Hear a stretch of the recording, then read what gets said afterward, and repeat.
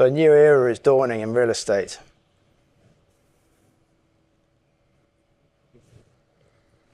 I'm Damien Fennell. I'm founder of MaxQ Consulting. And I'm Phil Park, Senior Production Manager at Cityscape Digital. First of all, I'd like to thank you all for coming to this talk this morning. It's an early start. You're probably starting to get fatigue. So impressed that you turned up, and hopefully we'll make it worth your while. Also, I'd like to really thank Epic Games for setting this amazing event. I mean, it's been really mind-blowing. And we're pretty honoured to be here. And I'd also like to thank Rob Harrison, who's been a massive support at Epic to us and a powerful ally when you've got Rob in your pocket. Thanks, David. And I'd also like to thank Rob's colleague, Simon Blakeney, who behind the scenes helps Cityscape with everything that they do. So today we're going to show you what that new dawn of real estate looks like. Any of you who work in real estate, and I imagine that's a fair number of you in the room, will know that real estate development is very, very slow. It's very, very expensive, and it's extremely uncertain, and the process is very circuitous. Meanwhile, the world population is urbanizing at an exponential rate, and we've got a global housing crisis which is growing in severity. So real estate development really, really needs to speed up. That's what we set up MaxQ Consulting to do. So we've got to try and turbocharge it somehow, and what we're going to show you today is how that turbocharging works. I guess the question is, why does real estate need turbocharging? Any of you who've been in a real estate professional team meeting will have experienced something like this. They're not known for their powerful efficiency and rapid decision making. The AI is slightly unrealistic. They're not all on their phones. This is what a MaxQ Workshop looks like. We realized that Unreal is the master key to turbocharging real estate development. And so what we're doing is putting Unreal right at the heart of the development process, putting it in the front of the room. In this workshop here, we're working with a big major banking client, asset manager, investment manager, leasing agent, Cityscape team running the tech, MaxQ DJing the process, and we're exploring sites all over London and testing their development potential. 2 months of work in 2 hours.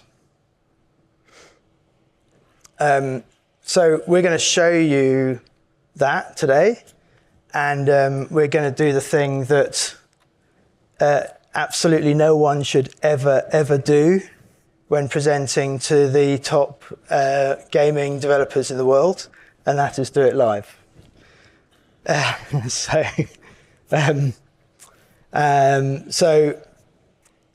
the chances of something going wrong are extremely high, so please bear with us. I'll try and distract you while Phil resets the scene.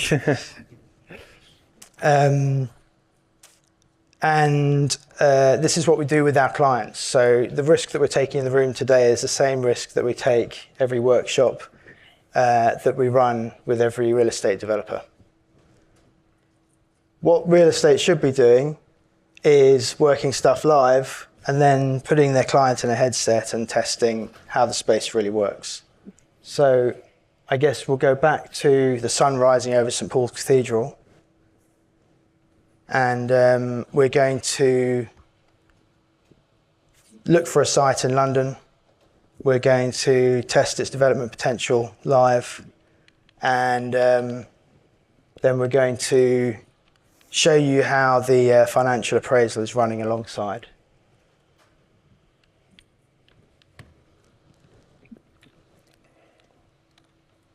So this is London.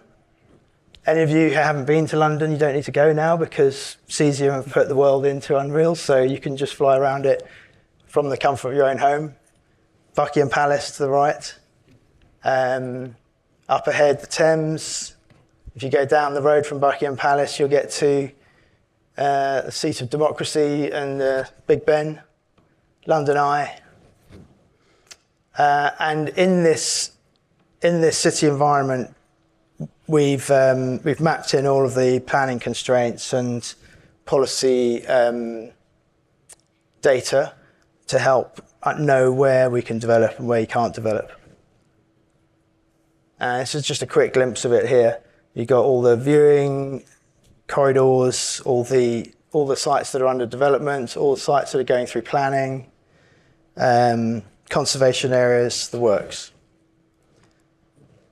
So we're going to go over to probably the most important place in London, which isn't St Paul's Cathedral. That was important 400 years ago.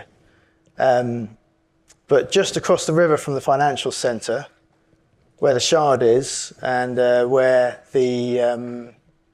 which is the tallest building in Europe, this is our neighbourhood, and this is our office building just here. That's where we work. And across the road from us is the London headquarters of PwC.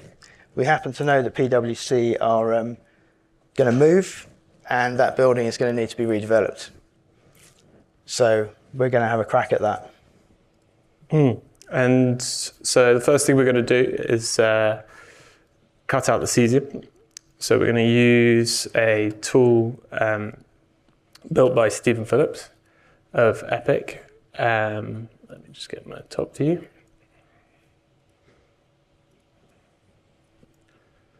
And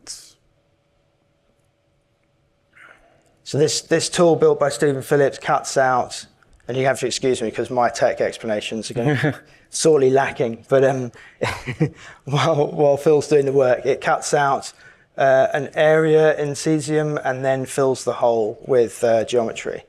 And obviously for development purposes, this is really important to be able to use Google Earth in Unreal and rapid prototype sites. You've got to be able to take away the existing and put in the future. So this is what Phil's doing. Yeah, so I'm just quickly cutting out the site so that we can build on top. And what's great about the tool is, you could just create the geometry. So we'll flip back to 3D now and refresh the tileset culling. And we can generate from that the mesh like so. So I'm just going to bring it down to sit in location. As you can see, we can kind of fill in. So that's it. So that's our base. That's our base, yeah, our parking lot. And if we don't make this thing profitable enough, that's going to be a parking lot for the next 5 years. So what Phil is now doing is he's bringing in a volume that is going to start talking to our financial dashboard. So here's the dashboard. And while he's doing that, I'll talk you through basically how the dashboard works. So he's drawing out a volume which is going to form the ground floor. We all know that development is pretty tough at the moment. We're dealing with the interest rate spikes that have tumbled out of the pandemic. We're dealing with 40% increase in construction costs because of the Ukraine war. So it's pretty tough at the moment. And because of that, we're going to have to max out this site. But also, given that the world is urbanizing so fast, and that's going to increase a lot in the next 5 years, we're going to need to max out the site because we're going to need more office space. We're really hoping that people come back to the office eventually. So he's drawing that out, and the dashboard is tracking the area of the volume that he's drawn. And this number at the top, the RLV, that's the residual land value. So when a developer is looking to buy a site, what they really need to know is what's possible to build on the site. What are the planning constraints? How far can they go? And that will tell them by the time they've paid for the cost of debt and the program length and the construction costs, and they've worked out, and they've got to deal with a tenant where they pay the rent, and they've worked out the rents, the money left over at the end after their profit and so on is the money that they can pay for the land. That's the residual land value. So when we're working with a client and we're doing this thing live, we're helping them work out what they're going to bid for the site. So you've got to go pretty ambitious because they've got to beat all the other bidders. They need to end up with a better amount of money at the end. You can see that if we just built one floor in this site, we'd be minus nearly £6 million. So no money to bid on the site. So it's got to be a bit bigger than this. But we figure this site doesn't have any severe planning constraints on it. We think there's an opportunity here to go ambitious. And it'd be pretty lame if we stood here today and built a 5-story site in a city like Seattle where the buildings are all like 60 stories. So we're going to try and be a bit American and build 60 stories on this site. So what Phil's done now is while I've been chatting away, he's been modelling a core. So the building we've built, we're measuring the whole area, but the real area dimensions that we need to understand is the net internal area. And that's the space left that you can charge rent for, that you can use and charge rent for. So we're chucking in a couple of cores here. Now, obviously, as the development process deepens, you work out how big those cores need to be, where they need to be sited, and you've got to go through a design process. But at the beginning, right now, you just need to know roughly how much space am I going to have to take away from the lettable area, and what lettable area am I left with. So Phil's just switched the colours here to show that this is colours showing uses. Now we're looking at uses for office. And you can see that if you open up your NIA panel, so you can see the data in there. Yep. Okay, so you can see that this building at the moment is 82% efficient. We know for a fact that's too efficient. It's not possible to be that efficient. It will drop down, well, it's dropped down when he's built a massive core, but it'll go back up again when we start putting floor plates around that core. But also, we've got a ground floor that at the moment is designated as office. We're going to designate that as something that isn't income earning, and that brings the efficiency down as well. The efficiency is really important because it is the relationship between how much you have to build and how much of it you can rent out. More efficient, more profit, or more possible to deliver it at least. So we're just quickly boshing out here. And you can imagine if this was a workshop with a client, we would take a little bit more time than this, and we would be, Phil would be shaping this, and we'd be dropping around the different parts of London to check that the form is going to be something that we can get through planning.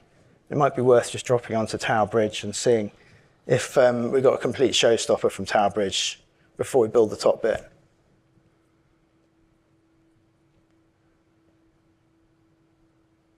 I mean, I think that looks pretty good, really. Planners would probably say...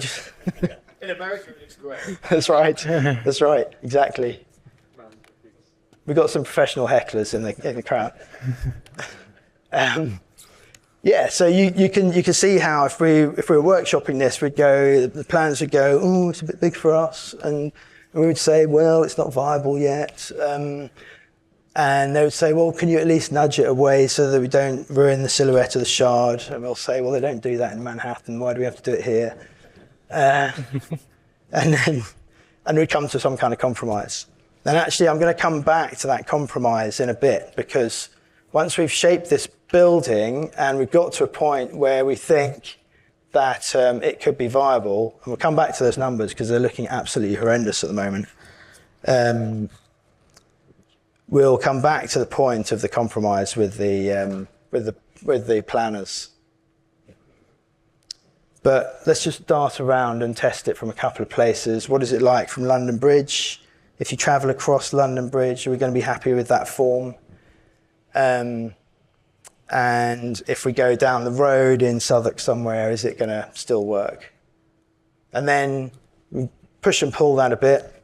This is really, really fast. So it sounds like this process would be very slow, but actually when you've got the team in the room, as you saw in that video, and you've got people who, sort of experienced, maybe partner level people from the consultancies, they actually know what's possible and what's not possible. And what Unreal is doing in the room is bringing their advice right up to the surface. So they don't need to say, well, we'll have to go away and take a look at that for you and we'll appraise it and we'll come back in a couple of weeks' time. They don't have to do that.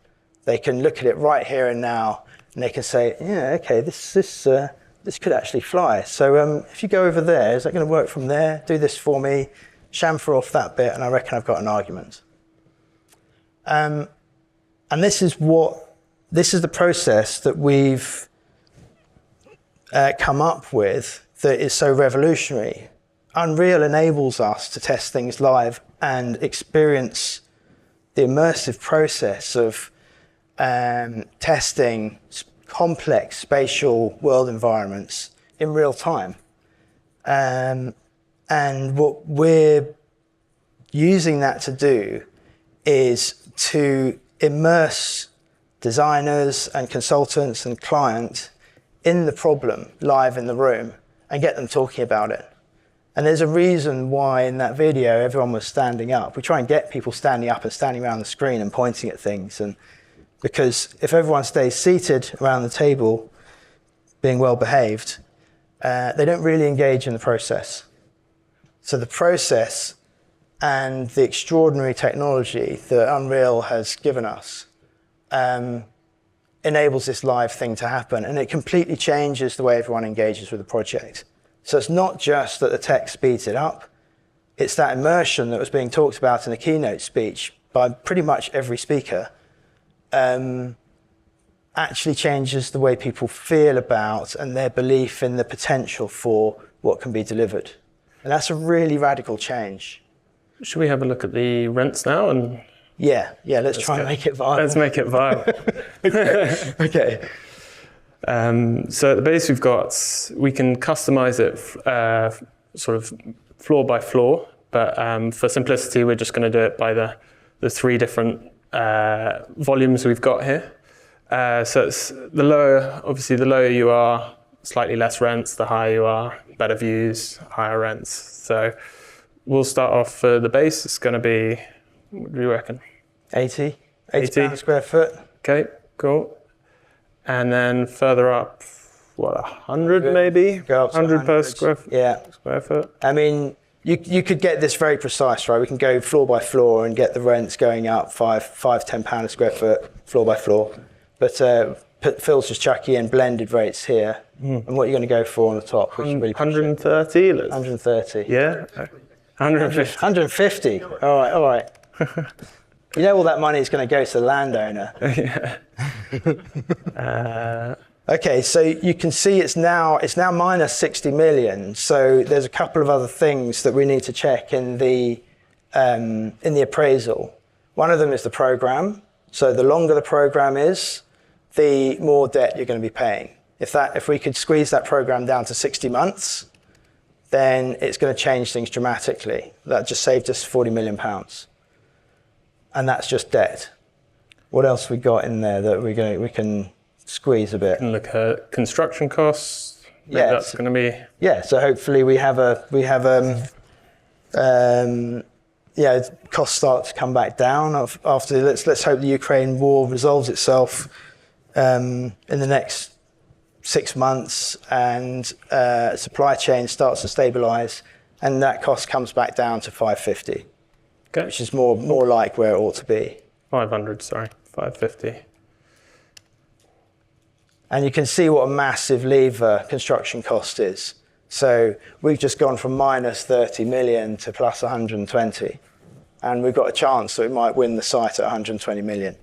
And then one other thing that Phil could do, I mean, there's a number of things that we could do on the appraisal, but the other thing that might happen in the next quarter is that the interest rates start to drop a little bit more. Maybe we get 7% on our debt instead of 8%, and that as well is going to make a radical difference.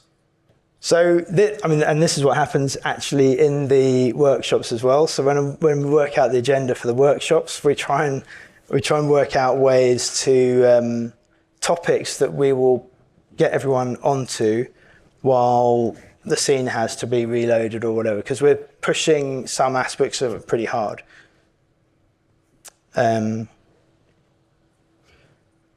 But I've run out of. I wrote some on my hand actually. Okay. Here we go. Okay, let's. We're back. I think hopefully we're back now. Just reload up. Might need to change our values again. So you can see how it works. What we're going to do next is we're going to look at the ground floor. So I talked about making compromises with the planners so that we could build a really ambitious tower. One of those compromises we're going to offer is we're going to give over the entirety of the ground floor to a market. So the ground floor of this building becomes somewhere that everyone can go. It's not just the demise of a big defensive corporate. It's going to be open to the public, and we're going to, do great deals with local makers so they don't have to pay anything for their stalls or something like that. And you can see how we can envision that live with the planners and with the client, and get them on board with the vision for how this could work. And so they go, yeah, actually love that. Let's do that. Okay, I can see why your 60-story tower needs to happen. But we're not going to stop there. We think that the city streets should be rewilded more. And Tooley Street, this famous street that we're working on here, is there's not very much traffic on it. Let's just reroute the traffic, and we're going to forest the street. We're going to need a path that all the e-cargo bikes are going to cycle down, so we better stick that in there, and then Phil's going to start modelling. Need to add a bit of variation on the landscape, because currently it's a little bit flat, so we're going to sculpt a little bit and maybe reduce my brush size a little bit so that I'm somewhere to stick all that earth that we just dug out of the site. You can go onto the road instead. Very quickly. So let's accept that. It's a bit bumpy, but we'll go with it. That's wild. And then we need to add some foliage, I think. And you can see what we saw in Unreal, how incredibly exciting the software is. Because, I spent the previous 10 years of my life working with a CGI production team who were working in 3ds Max. When I first clapped eyes on Unreal, I was like, what? You can see what you're doing? That's insane. You can, and you can change it and then see it changing? That's mental. And of course, we went straight from there to going, well, if that's amazing for us, how amazing is that for real estate? Suddenly, the creation of a vision to get everyone on board with something radical to do in our cities to solve our global problems starts to become a little bit. Yeah. Let's go for a walk.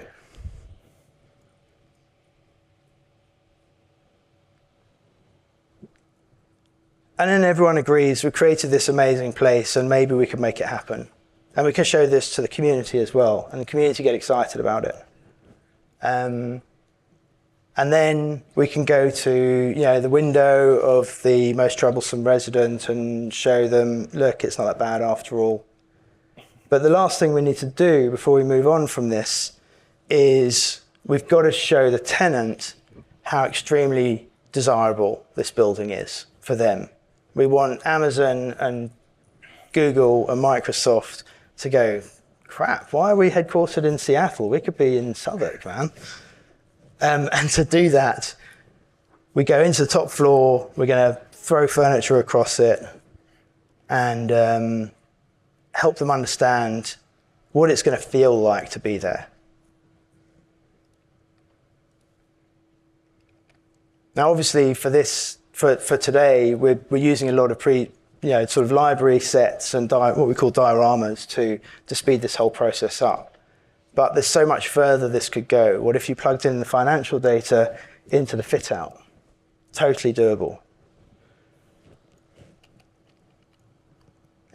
We've run workshops where we work out the operational density of a floor in minutes. And then the sun should set. And this is what we do with tenants as well. We do work out this whole theatre show, stand them in the top floor, your office could be here, look out over London, sunsets, beautiful. Fly around your building, we'll send you a video and you can post that on LinkedIn and get everyone excited.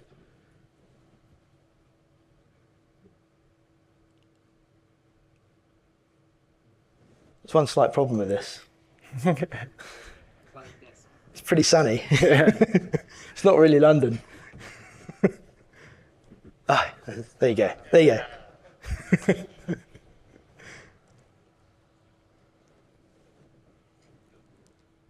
So it's a real whistle-stop tour, and we could go, okay, so tell me what you want to build, and we'll start doing that. Put you in the client seat. I guess I want to leave time for questions, so we're just going to show you one more thing before we flip the mic over to you. It'll take me a second just to load this up. It'll take a bit of time, so okay, my next story. So we talked about the global housing crisis, and we have been, as you can see, doing a lot of work on office, but we've also been working with big housing developers, house builders in the UK on major new sites, urban extensions, 10, 12,000 homes, and taking the same approach. So we're going to show you a bit of a twist on that.